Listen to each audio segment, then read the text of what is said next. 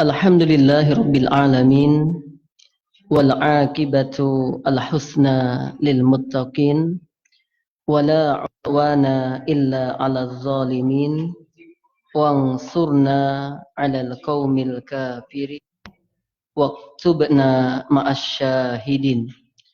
Salatan wa salaman daimain muwassilain abadal awqat ala habibinal karim Muhammadin sallallahu alaihi wasallam wa ala alihi wa ashabihi ajma'in.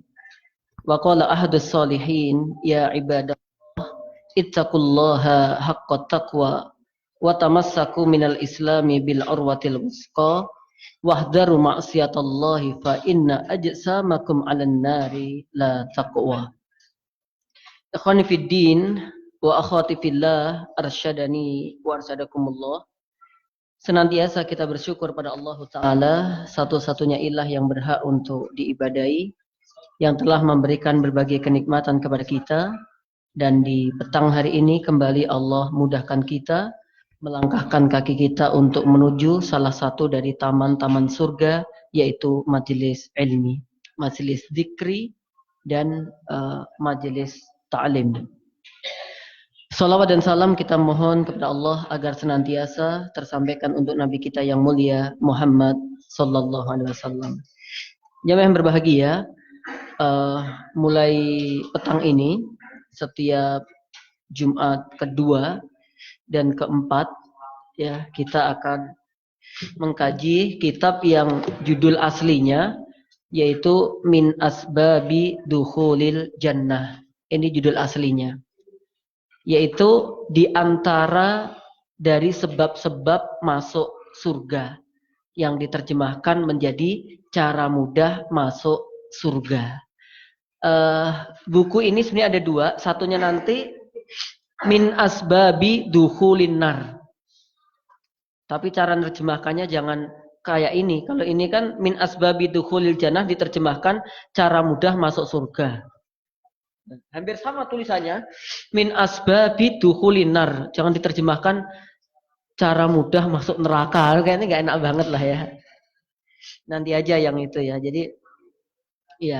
Jadi nanti bisa terjemahannya amalan-amalan yang memasukkan manusia ke dalam neraka atau perbuatan-perbuatan. Nah kalau ini dibuat cara mudah masuk surga supaya kita semangat untuk mengamalkan amalan-amalan yang menjadikan kita masuk surga. Sekalipun ini sebagai mukadimah dulu, yang menjadikan kita masuk surga itu sebenarnya bukan banyaknya amal kita, tetapi rahmatnya Allah Ta'ala. Ya, tetapi juga perlu kita sampaikan bahwa untuk mencari rahmatnya Allah itu, untuk meraih rahmatnya Allah itu dibutuhkan amalan-amalan yang bisa menunjang turunnya rahmat Allah. Jadi sangat berkaitan banget. Ya, maka ketika Nabi SAW pernah mengatakan kepada sahabat, kamu tempat baik buruknya itu sudah ditentukan oleh Allah. Habis itu sahabat tanya, ya Nabi, lah terus kenapa kita ada ibadah gitu? Artinya bahwa baik buruknya orang itu sudah ada takdirnya gitu. Kemudian sahabat tanya, kalau memang sudah ada takdirnya lah, apa gunanya kita ibadah? Apa gunanya kita menjauhi kemaksiatan? Apa gunanya kita melakukan perintah Allah? Dijawab oleh Nabi SAW, i'malu fakullu muyassarun lima khuliqalahu. Udahlah, i'malu, yang penting kalian berbuat kebaikan. Yang penting kalian semangat melakukan kebaikan. Fakullu muyassarun lima khuliqalahu. Akan Allah mudahkan terhadap penciptaannya itu. Artinya bahwa kalau orang cenderung kepada kebaikan, Allah akan mudahkan jalannya untuk baik. Bukankah ketika kita ingin mendekat kepada Allah, ketika kita mendekat kepada Allah satu jengkal, kemudian Allah mendekat kepada kita satu hasta. Ketika kita mendekat kepada Allah dalam keadaan jalan, Allah mendekat kepada kita dalam keadaan lari. Artinya rahmatnya Allah itu lebih diutamakan, turunnya lebih cepat daripada murkanya. Itu jamaah. Ya, sehingga kalau orang kebalikannya condong kepada amalan-amalan buruk, ya Allah juga biarkan dia, Allah juga mudahkan dia melakukan apa? Keburukan. Ya, sehingga jamaah Di sini banyak, nanti sekitar 41 amalan yang insya Allah dengan izinnya dapat mengantarkan kita menuju surga. Jamaah yang berbahagia, Nabi SAW bersabda juga, huffatil jannatu bil makarih wan naru bisyahwat. Huffatil jannah, jadi jalan menuju surga itu diliputi, dikelilingi bil makarih, sesuatu yang kita tidak suka. Ya. Jadi kita nggak seneng terhadap amalan-amalan surga itu. Secara hati berat sebenarnya. Kalau bukan karena iman, berat banget. Yang kedua, wanar bisyahwat. Sedangkan jalan yang mengelilingi untuk masuk neraka, itu nafsu kita cocok banget gitu loh. Ya, secara nafsu kayaknya enak banget untuk ngelakuin amalan-amalan itu. Nah, maka jamaah yang insya Allah dimuliakan oleh Allah Ta'ala, memang banyak amalan-amalan yang menyebabkan orang itu masuk neraka. Tapi kalau kita positif banget gitu, sebenarnya amalan-amalan yang dapat memasukkan kita ke dalam surga itu jauh lebih banyak lagi. Wallahu ta'ala a'lam bisawab. Untuk itu jamaah insya Allah dimuliakan oleh Allah Ta'ala. Dulu kita ini penduduk mana jamaah asalnya? Penduduk surga. Insya Allah ya.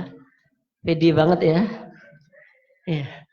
Kita ini dulu penduduk surga jamaah. Masya Allah. Walaupun model-modelnya kayak gini nih. Ya. Jadi bapak kita Nabi Adam alaihissalam itu Masya Allah. Beliau Allah tetapkan. Diciptakan dari Jumat. Kemudian dimasukkan ke dalam surga di hari Jumat. Kemudian juga dikeluarkan dari surga pada waktu itu juga hari Jumat. Ya, kemudian diketemukan lagi juga di hari Jumat, dan kiamat tidak terjadi kecuali hari Jumat. Dan ini hari apa? Sabtu. Ke bawah harus Jumat terus.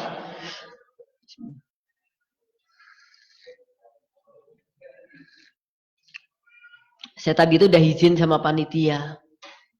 Izin saya mau ke Ngawi, mau silaturahim ke Maimalde, simbok saya.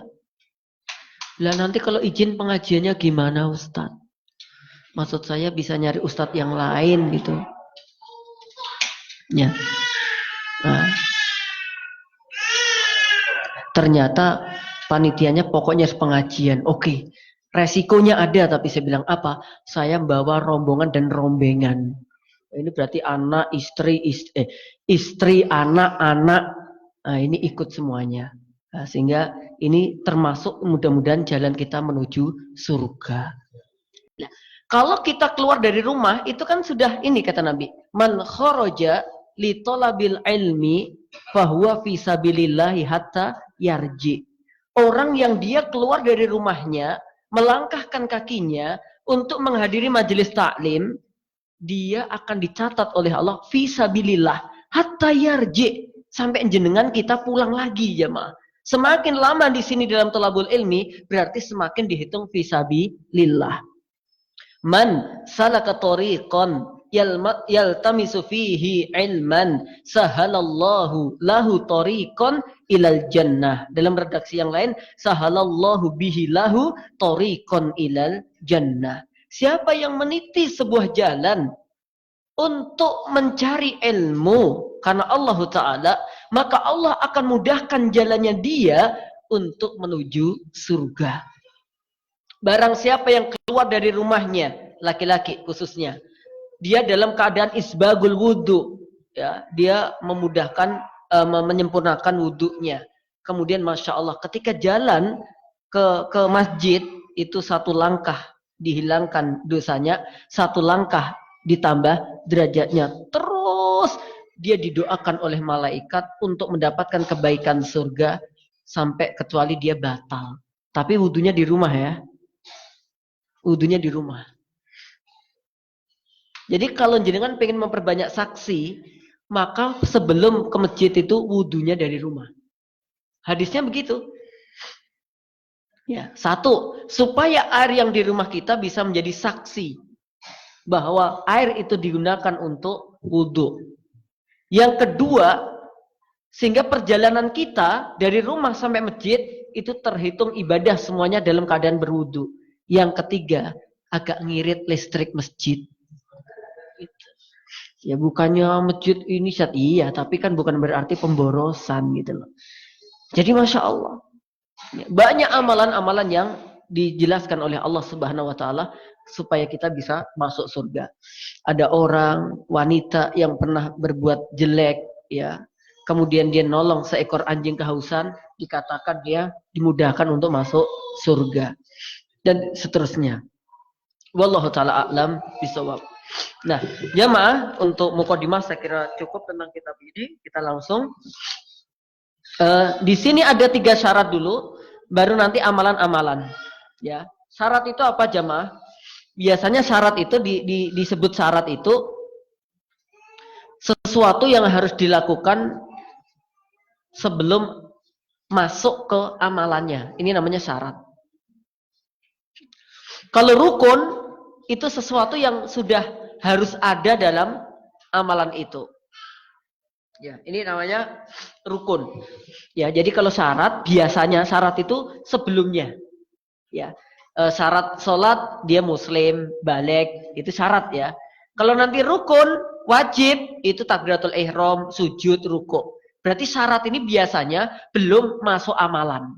Ya, masih di luarnya. Walaupun terkadang juga ada amalan-amalan tertentu bahwa syarat itu juga include di dalam ibadah itu.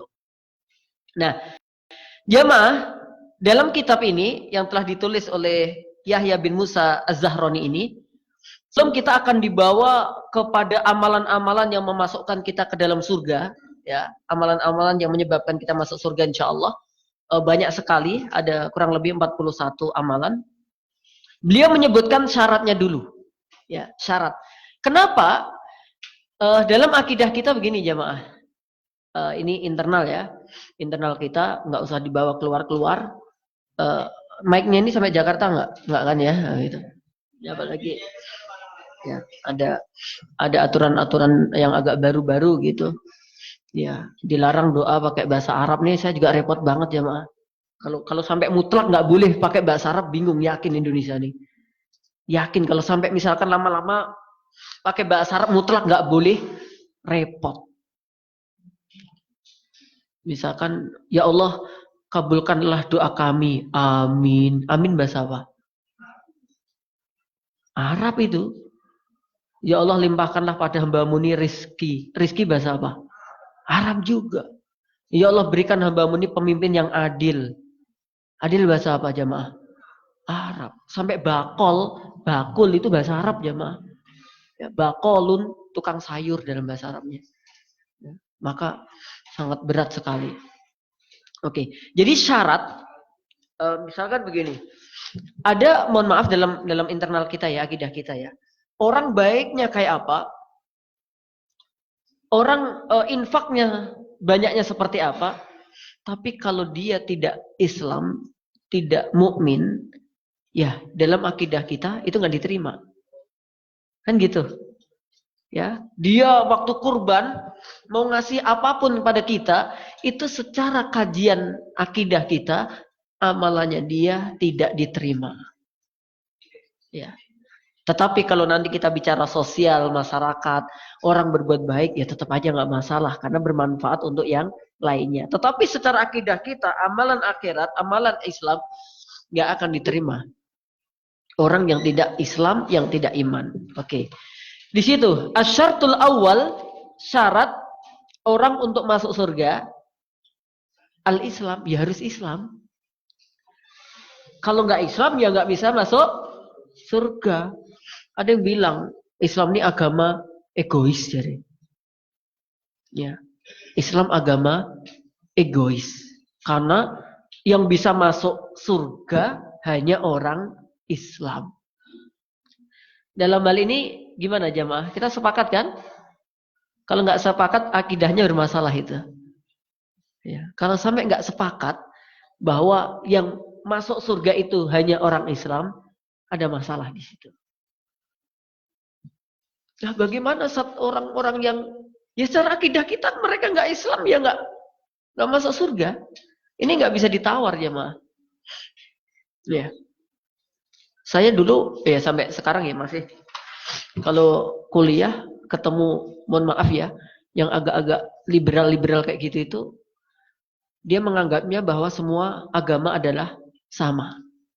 Jadi pakai logikanya kayak ndaki Gunung Lawu. Ya. Dianggapnya ilahiyah itu di puncaknya Lawu Argodumilah. Sehingga agama itu dianggap sebagai thariqat, sebagai jalan untuk menuju ke puncak Argodumilah itu. Sehingga ada bisa melewati Cemoro Sewu. Anggap aja agama A di Cemoro Sewu. Kemudian ada yang bisa lewat Cemoro Kandang. Agama B lewat Cemoro Kandang. Ya. Kemudian ada yang lewat Segoro Gunung. Ya. Ada yang lewat Ngawi. Ada yang lewat manalah ya. Dianggapnya agama ini sama. Sehingga nanti intinya puncaknya adalah sama. Yaitu Argodumilah. Ya. Jamaah yang insya Allah dimuliakan oleh Allah. Ini termasuk dari ajaran pluralisme. Ya. Liberalisme, pluralisme, ini maksudnya di sini nih. Jadi menganggap bahwa semua agama adalah sama. Padahal Allah berkalam dalam surah Ali Imran ayat 19, "Innad dina indallahil Islam. Wa makhtalafal ladzina utul kitaba illa min ba'di ma ja'ahumul ilmu baghyan bainahum. Wa may yakfur bi ayatillah fa innallaha sari'ul hisab." Jelas banget di sini dijelaskan. Wa huwa awwalu syuruti al-lazimah liqubuli ayyi amalin. Ya. Jadi Islam itu adalah syarat yang pertama. Wa huwa awwalus syurut. Syarat yang pertama al-lazimah yang harus dimiliki untuk diterimanya amalan apapun. Ya. Jadi syaratnya adalah orang itu muslim, orang itu Islam. Nabi Isa agamanya apa jamaah? Islam. Nabi Musa Islam. Sehingga Nabi Yakub, Nabi Ibrahim berpesan kepada anak-anaknya, la wala tamutunna illa wa antum muslimun. Dan janganlah kalian sekali-kali mati, kata Nabi Yakub, kata Nabi Ibrahim kepada duriyahnya, kepada anak-anaknya, kecuali dalam keadaan Islam. Maka kalau sampai ya ada orang yang berkeyakinan bahwa nabi-nabi itu tidak Islam, ini juga ada kesalahan akidah. Oke. Li'annal islama dinullahil qaim ila yaumil qiyamah. Karena sesungguhnya Islam itu dinullahi, agamanya Allah, al-qaim, yang abadi, yang senantiasa tegak ila yaumil qiyamah, sampai hari kiamat.